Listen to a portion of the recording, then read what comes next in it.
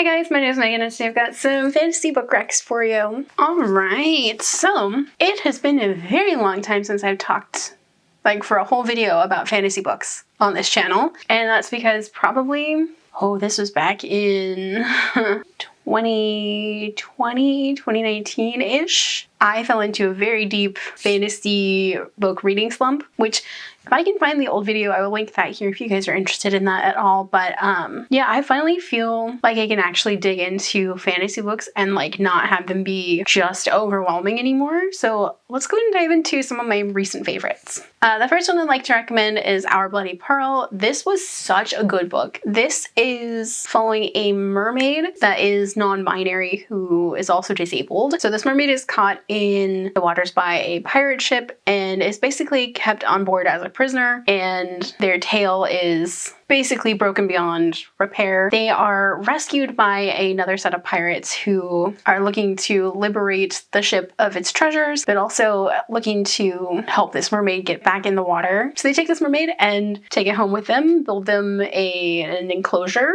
and they start helping this mermaid get rehabilitated. They make a little mechanical tail support thing, and it's also about the pirate kind of maybe falling in love with this mermaid, but also both characters I think are asexual, so it's it's more platonic, but also they love each other, and it's a really fun, interesting read. Next up is a relatively recent read, and that is going to be the Mead Mishap series. The first book is That Time I Got Drunk and Saved a Demon. Book one is following Cinnamon, who does not want to be picked as the chosen one. It's the farthest thing from anything that she wants, and the day that all the chosen ones are chosen, Cinnamon is not, which she's so happy about. So there's a big old party. Cinnamon gets drunk, and on her way home she happens to save a demon, and that demon kind of reveals that all of the demons have been under a spell and he needs her help to break it. It's an adventure for them both, and they end up falling in love, and it's super sweet and super fun and also very, very spicy and not for those under 18. Next up I have Captive Prince. So this is not your typical fantasy book in that it has magic and stuff. This is more Greek inspired fantasy meets French Bordeaux fantasy. It's a really interesting mix of things. So this is following Damon, who is the crown prince of Achilles, who is kind of dethroned by his half-brother and sold into slavery to the neighboring kingdom of Vere, I think is what it is. And Damon and Prince Laurent, who they are both absolute dumpster fires of people, but also they kind of join forces and try to overthrow Vere's government because Vere is causing a lot of problems. There's a war brewing, and neither of them want that, but also they just want to go home. So this is a really fun fantasy book. It's also very, very, very dark. I would highly recommend checking out the trigger warnings before diving into this book series because it is a dark. Next up I have The Deep and Dark Blue. This is a really fun graphic novel. It's also really colorful and interesting. This is following twins Hawk and Grayson, who are fleeing a coup where their whole family is basically killed by one of their own family members, and they hide at a convent. And Grayson has always never felt comfortable in their own skin, and they finally realize that they are trans, and as they're at this place and learning magic, and they figure out that there is a way for them to get their family back and get their family structure, the house and all of their family power, I guess, back to themselves. And it's such a really fun graphic novel.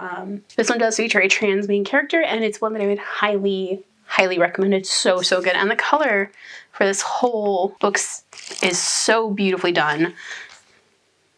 And then the last book I'm going to recommend is a oldie but a goodie, and that is going to be the Circle of Magic series. This is a really, really old series, but also I've been rereading it for the first time in 15 years. And it still holds up really, really well. This is following 4 preteens who all have magical powers that nobody really knows how to deal with. So they get sent to the university / temple complex, and basically they go into a magical foster home, and they under teachers that actually know what kind of magic they have and how to use their magic, and so they start learning and they become this kind of little found family, and it's just such a good series. Each book is following one of the characters. This actually happens to be books 1 and 2, but this is one of the book series that kind of will live in your heart forever, because these kids are just such a mess, but also they're kids, and they're allowed to be that way, and just the learning that goes on. And the magic system in this is great, and like the adults actually treat the kids like kids, and it's such a fun book series. And I'm actually on the second book series that's like comes after this one, and it's so nice being able to get back into this universe. Okay, so those are some of my fantasy book recommendations. Do you guys have any fantasy books you'd like to recommend? Let me know down below. If you guys like this video, don't forget the like button. If you haven't already but would like to, go and hit the subscribe button. And if you'd like to follow me on social media for more bookish stuff, check out the links down below. Alrighty, bye guys.